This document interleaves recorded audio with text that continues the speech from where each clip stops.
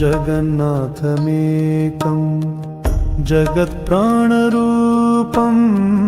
जगत्कारणं सर्वदा रक्षकं च जगत्स्वामिनं व्यापकं एकमात्रं स्वयं ज्योतिरूपं च सूर्यं नमामि।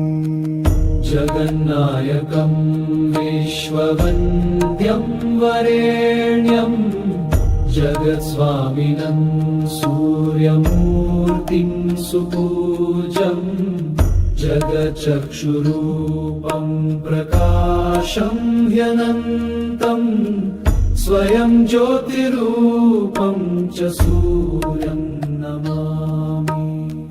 सदा एकचक्रं प्रभं देवदेवं